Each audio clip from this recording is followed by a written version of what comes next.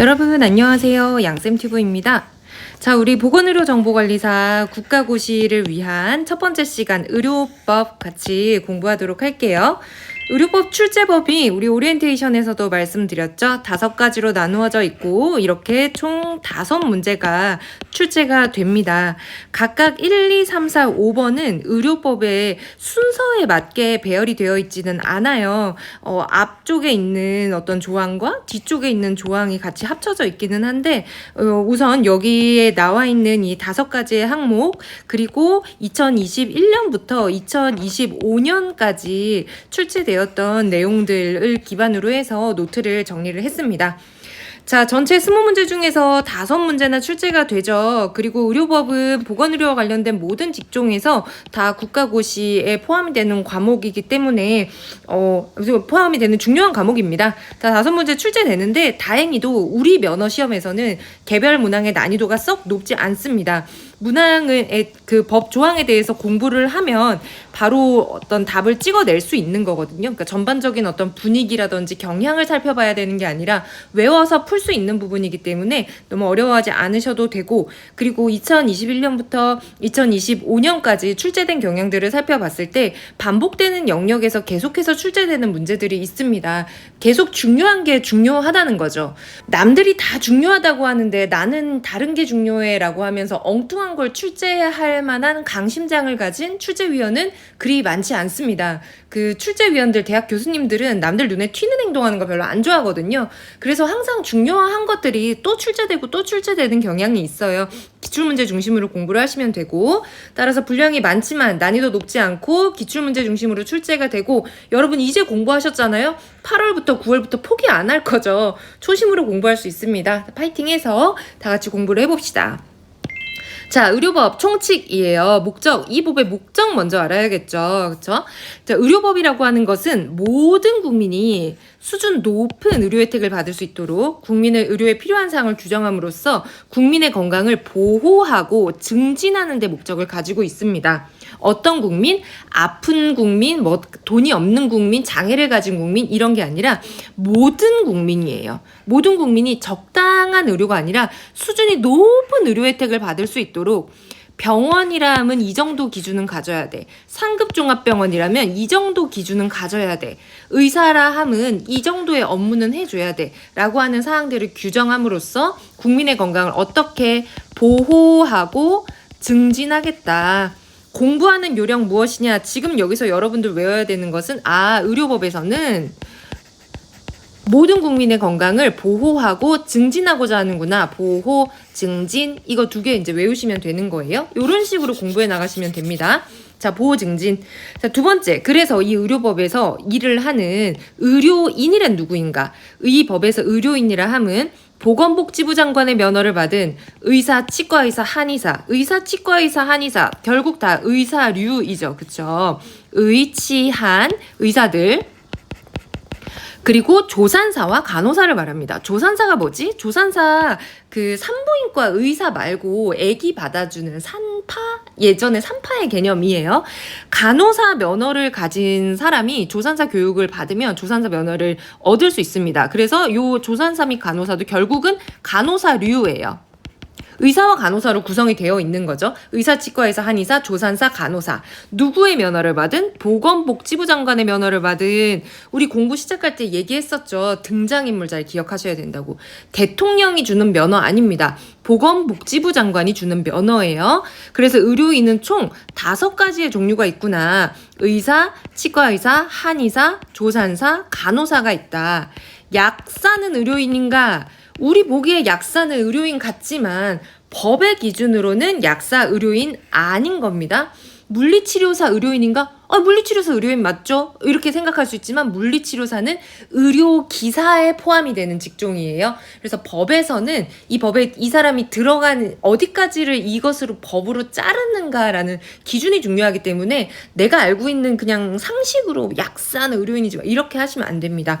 그래서 다음 중 의료법에 의한 의료인으로 옳지 않은 것은 이라고 해서 틀린 보기로 약사, 물리치료사, 또 병원, 행정직원 이런 식으로 문제 좀 유치한 문제들이 나오기도 해요.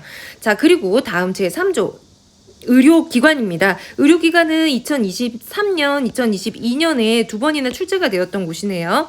의료기관이라고 하는 곳은 의료인이 공중 또는 특정 다수인을 위해서 의료 또는 조산업을 하는 곳을 말합니다. 의료기관은 총 10개의 종류로 나누어져 있어요. 크게 의원급 의료기관, 병원급 의료기관으로 구분이 되고, 그리고 조산사가 개소할 수 있는 조산원이 있습니다. 여러분 잘 아시겠지만 의원급 의료기관은 외래 환자를 대상으로 보고 있고, 병원급 의료기관은 당연히 외래 환자가 있지만 병원은 입원과 수술을 하는 것을 주요 목적으로 하는 입원 환자를 대상으로 한다라는 것이 큰 구역입니다. 우리가 2022년도에 나왔던 문제였을까요? 외래 환자를 대상으로 진료를 하는 의료기관으로 옳지 않은 것은 이라고 해서 요런 이제 병원급 의료기관들을 제시한 것들이 있었어요. 그래서 의원급 의료기관은 의원, 치과의원, 한의원이고, 대전제는 외래 환자를 대상으로 한다. 조산호는 조산사가 조산과 임산부 및 신생아를 대상으로 보건활동과 교육상담을 하는 의료기관입니다. 병원급 의료기관은 6종이 있어요. 입원 환자를 대상으로 하고 있고, 병원, 치과병원, 한방병원, 요양병원, 정신병원, 그리고 종합병원으로 나뉩니다. 자, 이렇게 보면은 여기서 빠져있는 거 있는 것 같아요. 상급종합병원이 빠져있네요. 전문병원이 빠져있는데요. 이런 생각 혹시 드시나요? 안 드셨을까요? 자, 상급종합병원과 전문병원은, 상급종합병원 같은 경우 종합병원에 우수한 곳에 별표를 하나 달아준 곳이 상급종합병원이고요. 그리고 병원급 의료기관 중에 특정 질환에 대해서 난이도 높은 수술을 하는 곳을 전문병원이라고 해서 별표를 하나 더 달아주는 것입니다. 그래서 이 기본의 의료기관 분류에서는 상급종합병원과 전문병원은 포함이 되지 않는다는 거 알아두시고요. 자, 그래서 이번에는 병원과 종합병원 살펴보도록 할게요. 병원이라고 하는 곳은 병원, 치과병원, 한방병원 및 요양병원은 30개 이상의 병상 또는 요양병상을 갖춰야 한다라고 되어 있습니다. 쉽게 암기하자 하면은 병원이라고 하는 곳은 입원 환자를 대상으로 한다고 했는데, 이 입원 환자를 30명 정도는 눕힐 수 있는 침대를 갖고 있어야 한다는 거예요. 요 정도 규모는 돼야 우리가 병원이라고 하겠다라고 하는 거죠. 몇 개? 30개. 숫자 외워야 되죠? 병원은 병상 30개예요. 근데 병원과 한방병원만 해당이 된대요. 빠지는 건 뭐지? 대표적인 게 치과병원인데, 치과병원은 치과 치료하는 그 유닉 체어도 이 베드수에 포함을 시켜줍니다. 그렇다. 일단 여기서 암기할 것은 병원은 베드수가 30개 이상 있어야 된다. 그럼 종합병원은 뭘까? 종합병원은 더 많은 환자를 입원시켜야겠죠. 얼마나 더 많은 환자? 일단 100개 이상의 병상을 가지고 있어야 돼요. 근데 100개의 병상을 가지고 있는 곳도 종합병원이고, 300개의 병상을 가지고 있는 것도 종합병원이고, 500개의 병상 가지고 있는 것도 종합병원이죠. 그런데 규모가 커지면 커질수록 영향력도 커지기 때문에 종합병원에 대해서는 너희가 그렇게 큰 규모로 종합병원을 운영해? 그러면 돈 버는데 너무 미치지 말고 사람이 죽고 사는 것과 관련된 진료를 우선적으로 봐라는 제안을 걸어뒀어요. 그게 무슨 말일까? 자, 중요한 내용입니다. 100병상 이상 300병상 이하인 경우예요. 우리 주변에서 흔히 볼 수 있는 작은 규모의 종합병원들이 통상 250베드 정도로 운영을 합니다. 그 경우가 여기 2번에 해당이 되겠죠. 경우에는 필수 진료 과목이 7개가 있어요. 어떤 과목? 내과, 외과, 소아청소년과, 산부인과 중에 골라 3개. 그리고 영상의학과, 마취통증의학과, 진단검사의학과 또는 병리과 해서 7개의 필수 진료 과목을 갖춰야 합니다. 그리고 각 진료 과목마다 알바 단기 계약직 아니고 전속하는 정규직 전문의를 두도록 되어 있어요. 안정적인 진료를 하라는 거죠. 필기 한번 해볼게요. 아래쪽에 이 내용을 정리를 하자면, 자, 종합병원은 우선은 100병상 이상이어야 하는데, 그 100병상 이상에서 100에서 300병상 이하인 경우에는 필수 진료 과목이 7개가 있다. 이 7개가 뭐더라? 내과, 외과, 산부인과, 소아과 중 3개 더하기, 그러니까 내과, 외과, 산부인과 해도 되고 내과, 외과, 소아과 해도 되겠죠. 더하기 0, 마, 진, OR 병 해서 어쨌거나 7개를 갖추면 이 100에서 300병상 이하인 종합병원을 개원할 수 있다는 거예요. 이 필수 진료 과목을 갖추지 않았다 그러면은 당신은 종합병원이 될 수 없습니다 라고 합니다. 내외산소 중에 3개, 그리고 역마진병, 내외산소, 역마진병 이렇게 암기하시면 됩니다. 내과, 배가 아파요 하면 내과 가야 되죠. 그리고 어디 찢어졌어요 이러면 외과 가겠죠. 아기가 태어나는 거 산부인과, 그리고 어린아이 진료 소아과, 이렇게 해서 필수 진료과들입니다. 영상의학과 엑스레이 찍어야지 확인할 수 있죠. 마취과 있어야지 수술할 수 있겠죠. 진단검사의학과 또는 병리과 있어야지 조직검사, 혈액검사 진행할 수 있죠. 그래서 기본적인 수술을 할 수 있는 죽고 사는 것과 관련된 진료과들이다. 그래서 이렇게 필기를 하나 해두시고, 그리고 다음은 두 번째는 300병상을 초과하는 경우입니다. 이제 좀 사이즈가 커졌죠. 그쵸? 300병상을 초과하는 경우에는 필수 진료 과목이 몇 개? 9개가 있어요. 이 필수 진료 과목이 9개는 무엇이냐? 내외산소, 역마진, 병을 포함한 7개예요. 아까 앞과 전제가 달라진 것이 무엇이냐? 앞에서는 내외산소 중에 3개라고 했는데 이번에는 이 1, 2, 3, 4가 다 들어가야 됩니다. 내외산소 그리고 역마진병 포함해서 7개에 더하기 정신건강의학과와 치과가 추가가 돼요. 그러니까 우리가 외운 이 7개에서 더하기 9개가 된 것은 정신과와 치과가 포함되어서 9개인 거죠. 근데 그냥 9개, 7 플러스 2가 아니라 이 내외산소가 4개가 다 포함되어야 한다라는 특징이 있습니다. 이렇게만 들으면 여러분 무슨 소리야, 이렇게 정신이 없어, 이렇게 느끼실 수 있거든요. 이럴 때는 기출문제를 좀 하나 풀어보시면 좋아요. 200병상의 종합병원이다. 필수 진료 과목으로 옳지 않은 것은 이런 식의 문제들이 이제 쉬운 것들이거든요. 그래서 그런 문제 몇 문제 풀어보시면은 이 소리구나 이렇게 알 수 있습니다. 중요한 부분이니까 외우시고 24년도에 출제되었던 부분입니다. 자, 다음은 이제 상급종합병원과 전문병원에 대해서 얘기를 하려고 해요. 상급종합병원 2025년 그리고 2021년에 2번이나 출제가 됐습니다. 상급종합병원과 종합병원, 앞서 말씀드렸듯이 상급종합병원은 종합병원 중에서 우수한 곳을 전국을 균등하게 나눠서 지역별로 상급종합병원이라는 별을 붙여준 거예요. 이곳은 중증 질환에 대해서 난이도가 높은 의료행위를 전문적으로 하는 종합병원입니다. 중증 질환, 희귀 난치 질환 같은 것들을 이야기하는 것이죠. 상급종합병원 지정은 누가 해주는가? 보건복지부 장관, 등장인물 외워야 되죠. 그쵸? 상급종합병원을 지정을 하게 되는데 이 지정권자가 누구? 보건복지부 장관이다. 지부 장관, 대통령 아니다. 지정이라는 거 한 번 지정받으면 평생 지정인가? 그렇지 않습니다. 중간에 일을 잘 못한다든지 사람이 막 죽어 나간다든지, 물론 돌아가실 분이 돌아가셔야 되는 사람은 없지만 어쨌든 돌아가실 분이 적합하게 사망을 했다. 이건 어쩔 수 없는 일이죠. 근데 의료사고가 생겨서 신생아 13명이 갑자기 죽었어. 이러면은 상급종합병원의 자격을 박탈해요. 그래서 지정이라는 거는 한 번 하면 영구한 게 아닙니다. 3년마다 재지정을 받아야 돼요. 3년마다 재지정을 받아야 된다. 이거 국시의 답으로 나왔던 부분입니다. 21년도에 문제였어요. 누가 보건복지부 장관이 지정을 하는데 무엇을 대상으로?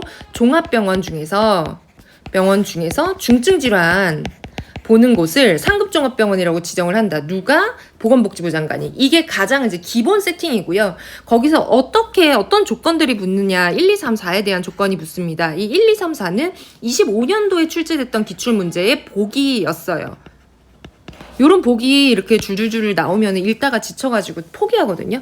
숫자만 일단 외워볼게요. 보건복지부령으로 정하는 20개 이상의 필수 진료 과목을 포함을 해야 된대요. 아까 우리 종합병원에서는 100에서 300병상 이하일 때는 필수 진료 과목 7개 있었고 300병상 이상일 때는 필수 진료 과목이 9개 있었잖아요. 근데 상급종합병원 내에서는 20개가 있어야 된대요. 20개가 뭔지는 외우지 않을게요. 왜냐면 나온 적이 없으니까. 혈액종양내과 이런 것들이겠죠. 그쵸? 자, 그리고 의사를 교육시킬 수 있는 능력이 있어야 됩니다. 의사가 세상에 제일 똑똑한데 의사를 누가 감히 교육시키냐? 의사는 의사가 교육시키겠죠, 그쵸? 전문의가 되려는 자를 수련시키는 기관이어야 합니다. 그리고 보건복지부령으로 정하는 인력시설 장비 등을 갖추어야 합니다. 자세하게는 공부 안 할게요. 그리고 질병군별 환자 구성 비율이 보건복지부령으로 정하는 기준에 해당이 돼야 합니다. 여기서 말하는 질병군별 환자 구성 비율이라고 하는 것은 많이 아픈 사람, 덜 아픈 사람의 비율이 뭐 8대2 정도 돼야 된다 이거예요. 상급종합병원이라고 만들어놨는데 뭐 예를 들어서 서울대학교 병원인데 거기에 뭐 단순 편도염 막 이런 환자들이 막 와. 그러면 그 제 기능을 하고 있는 게 아니죠. 그래서 그런 환자들은 좀 원천 차단을 해야 돼요. 그래야 이 질병군별 환자 구성 비율을 유지할 수 있어요. 그래서 이러한 요건들을 종합을 해서 지정평가를 몇 년마다 3년마다 한다. 누가 한다? 보건복지부 장관이 한다. 이렇게 해서 상급종합병원을 기억을 해 두시기 바랍니다. 자, 다음은 상급종합병원과 같이 비교해서 볼 수 있는 전문병원이에요. 근데 전문병원은 최근 5년간 출제된 적이 한 번도 없습니다.